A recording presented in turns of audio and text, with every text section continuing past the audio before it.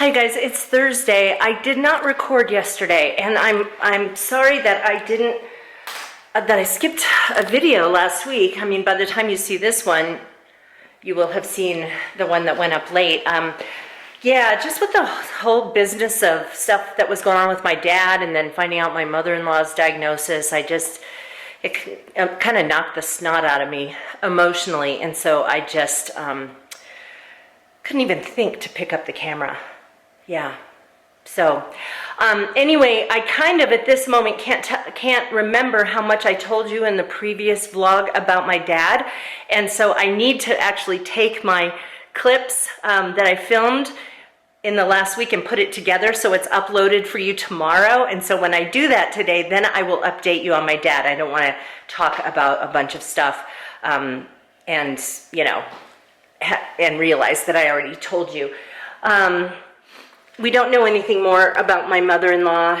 She's going for more tests. I think she's going to be getting a PET scan. They said that, I might have told you this, that they saw a nodule on her lung.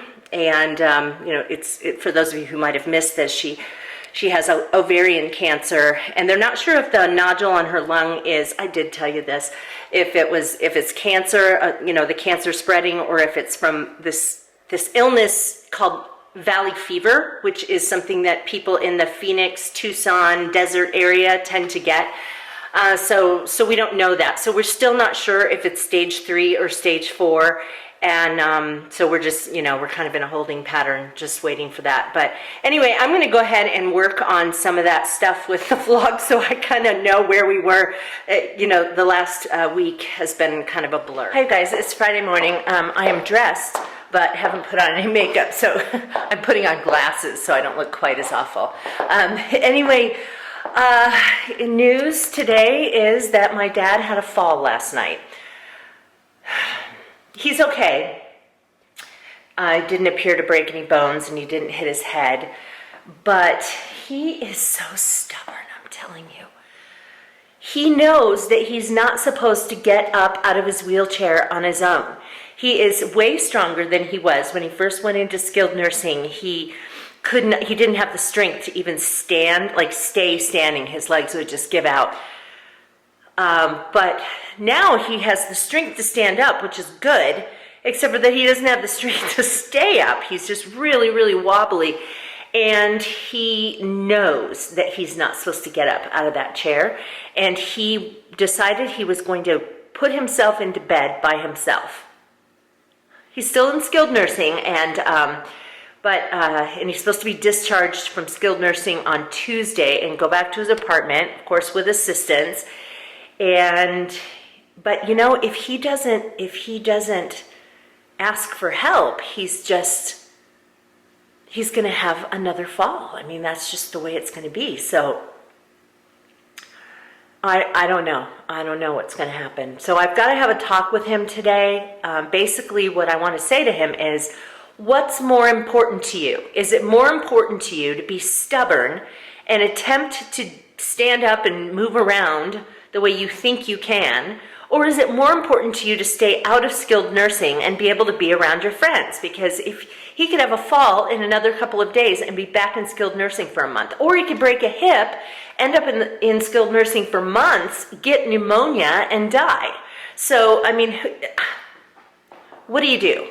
So I'm going to have a talk with him about it today, a very serious conversation. The problem is, he doesn't have the greatest memory, and while his dementia is not terrible, he's never forgotten who a person is. He's forgotten my name before. Not very often, but he has forgotten my name before.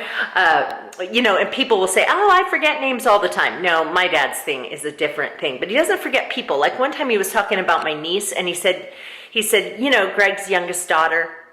So he knew exactly who he was talking about. Just the name escaped him.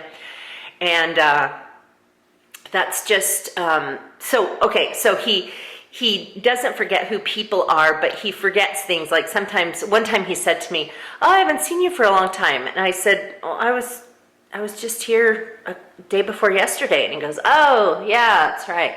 I wish his mistaken memory would go the other way, and be like, oh, yeah, you're here all the time. Because I always feel guilty on the days when I'm not there. So I wish he would remember me being there more frequently than less frequently. But that's not the case. So the reason I brought that up is that I can have this conversation with him and then he can forget that I had the conversation with him. So who knows? We just have to do what we can do. And I need to try to just tell him that, if he continues to fall, the assisted living place is going to say, you can no longer be it's called independent living. Some people have no assistance at all. They just live in an apartment there and then they get their meals provided to them.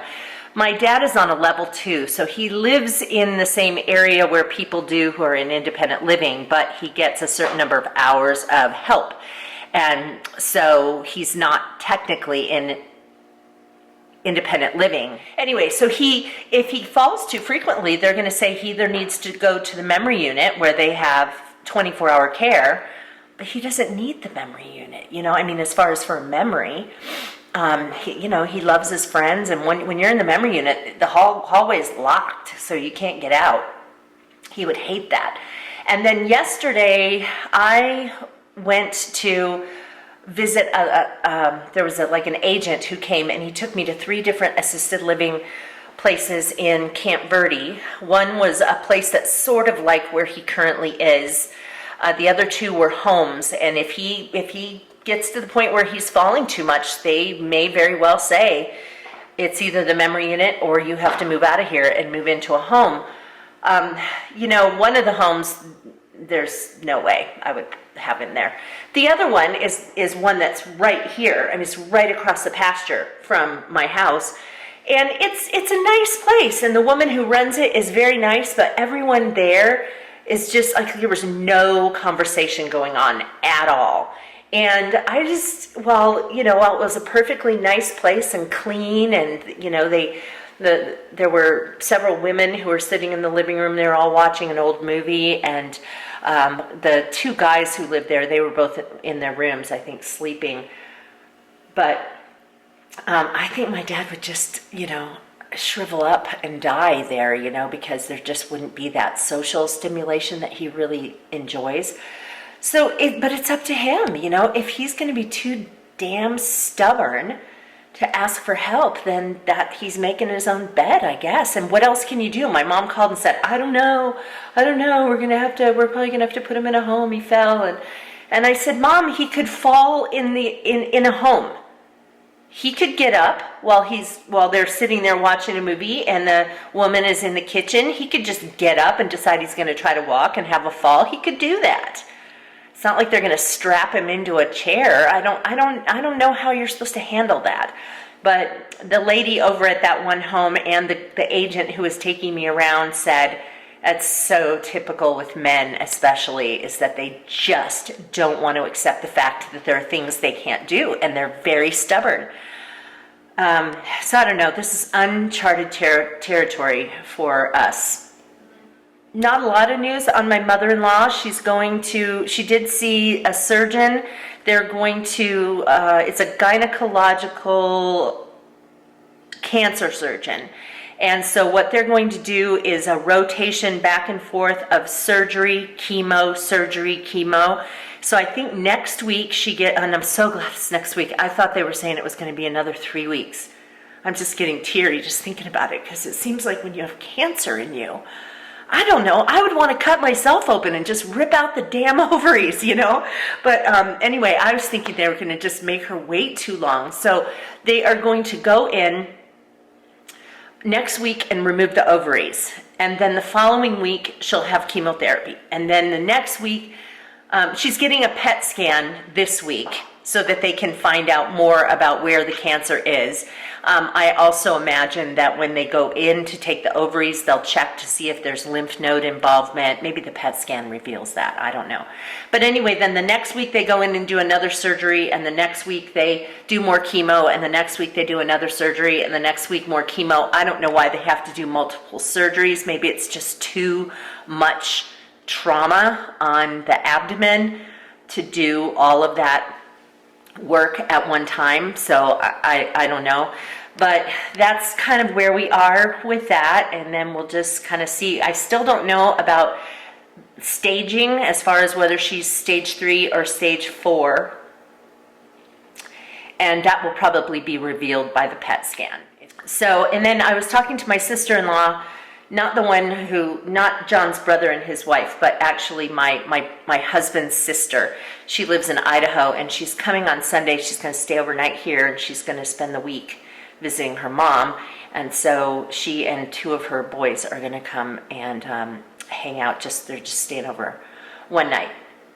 We were texting the other day, and I said, you should probably consider going to a doctor to see if you can have your ovaries removed. And she said, oh, I'm definitely getting my ovaries removed. She said, I'm not excited about going into menopause. She's like 40, how old is she, 42 or something like that. And she just said, there's no way. And she has a friend whose mom died of ovarian cancer 1 month after diagnosis. So I also found out I have polycystic ovarian syndrome. It's part of the reason why I don't have kids.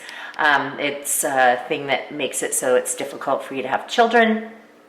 And it leads to a bunch of other things, weight gain, insulin resistance, stuff like that. But anyway, so as I was digging around looking at some stuff about ovarian cancer, I found that people with polycystic ovarian syndrome have are 3 to 4 times more likely to get breast cancer and twice as likely to get ovarian cancer. And even though the breast cancer risk is higher for me than the ovarian cancer risk, I think the breast cancer doesn't scare me as much because you can detect it a lot easier. And with ovarian cancer, you don't detect it. In most cases, it's not detected until it's already advanced. So I made an appointment to see a gynecologist toward the end of the month, and I'm going to talk about my risk and find out if I can get my ovaries removed. I mean, I'm almost all the way through menopause anyway. So, throwing me into full-blown menopause, I mean, the average age of being in menopause is 53, 52? I'm 53. So who cares? And I just would rather not wonder about that. I had no idea until now, doing research on it, that polycystic ovarian syndrome put me at a risk. I had no idea. So I'm going to find out about that. I'll let you guys know. I'm going up to Flagstaff. I told you I was going to see my dad. My husband went down to Phoenix this morning. He has something that has to be taken care of on his truck briefly, and then he's going to stop and see his mom. He's coming back up here by noon. Then we're taking off and heading up to Flagstaff. My husband has a tattoo sleeve that he's getting done on his arm, and they have to do it in stages, and so he's getting more color added to it today. I'm not a big fan of tattoos, but oh well. Anyway, so he's doing that. I have a faculty meeting at 3. I'm going to go see my dad at 1 and just hang out with him for a while, and then go to my faculty meeting, and then we will head home, and yay, it's Friday. So I'm up in Flagstaff now. It's about 1 o'clock, and it's, my car says it's 70 degrees. I can't believe that. My car usually reads about 3 degrees warmer than what it actually is, so it's probably more like 67. It's absolutely beautiful. I saw a person standing on the corner wearing a short sleeve shirt, standing next to a person wearing a big fluffy down coat. So anyway, my mom called. My dad is not making things easy on anyone. Apparently last night, before he fell, he was trying to get out of his wheelchair on his own, and a doctor was in there and said, no, let me help you. And then and he sat my dad back down in the wheelchair. My dad hit him. Not like, he can't, he's not strong enough to like knock him out with a punch or something like that, but he hit him on the arm. So he's just so mad and frustrated. The one good thing though is that they are letting us, even though he's still technically in a hospital and doesn't get discharged until next week, they're letting my mom and I take him out on Saturday morning because a friend of theirs passed away and my dad wants to go to the funeral. And so I'm gonna drive up to Flagstaff and we're gonna take him over there. Of course, we'll use the wheelchair and everything, but I don't know. I think the head nurse over the residential part of the facility thinks that he's just, just frustrated and at his wit's end, which he probably is. But if he acts that way toward the medical assistants at, on the residential side, the nurse said, we can't do that. We'll have to medicate him. And I don't know. I'm going to try to have a talk with him today about that behavior too, because who knows. Hi guys, so it's Friday afternoon, 3 o'clock, almost 3 o'clock. Traffic is horrible on the street and I've got a meeting that starts in 2 minutes. But anyway, I just saw my dad. He doesn't remember that he fell last night. So apparently what happened was that he tried to stand up from his wheelchair and did not lock the brakes. So I'm guessing what happened is that he went to push off of the chair and then the chair moved and then he fell on his butt, which is, a better scenario, I guess, than what it could have been. He was in physical therapy when I first got there and they have him up and walking using a walker and he's doing quite well with it. So the physical therapist said that she is going to send him back to his apartment with a wheelchair, and that he needs to continue to use the wheelchair until a physical therapist tells him that he no longer needs to use it. So that's good. He's very motivated to stay out of skilled nursing. For dinner tonight is out of the Oh She Glows Everyday Cookbook. It is a curried chickpea salad sandwich. It shows it stuffed inside a pita, but my husband doesn't like stuff stuffed inside a pita. So we're using pita bread that does not have pockets. It's whole wheat. And this just has wonderful flavorings and everything. So chickpeas, scallions, red bell peppers, then there's lemon juice and garlic and turmeric and curry, of course, and fresh ginger and all kinds of wonderful things. There's even a vegan mayonnaise that I made that tastes really good. I just made it up in my NutriBullet, and that's mixed in here too. So that will be in next week's plant-based journey video. Hi you guys, it's Sunday, beautiful day out, 81 degrees. We went to church this morning, okay, look at this. See how the bed is, see how the covers are messed up over there? My niece and my 2 nephews and my sister-in-law are in town, and Chad got freaked out, and so we had the bed all made really nicely, and he like crawled underneath the bedspread as if we're not gonna know that he's, right there, a lump. So anyway, that was kind of funny. So we're just hanging out. I'm cooking hamburgers for everybody tonight, and I am going to marinate a portobello mushroom so I can have a hamburger as well. It's kind of funny. My sister-in-law is not eating carbs, and I'm not eating meat, so kind of an interesting thing. But I'm going to also put some corn on the grill, and also this really good zucchini recipe with this great sauce. But anyway, so we'll have zucchini burgers and corn on the cob, and I have that great buttery spread that's soy based, and so it actually tastes like butter, so the corn should be pretty good. I may or may not film later on. This may be the last part of the vlog. So if I'm not seeing you again after this, then thanks so much for watching, you guys. Thanks for all of your encouraging words about my dad and my mother-in-law. I so appreciate it. You guys are just wonderfully supportive to me, and it's been so good getting to know a lot of you. It feels a lot, not just like I have viewers, but that I have some friends like watching. So anyway, thanks so much, you guys, and we'll talk to you later.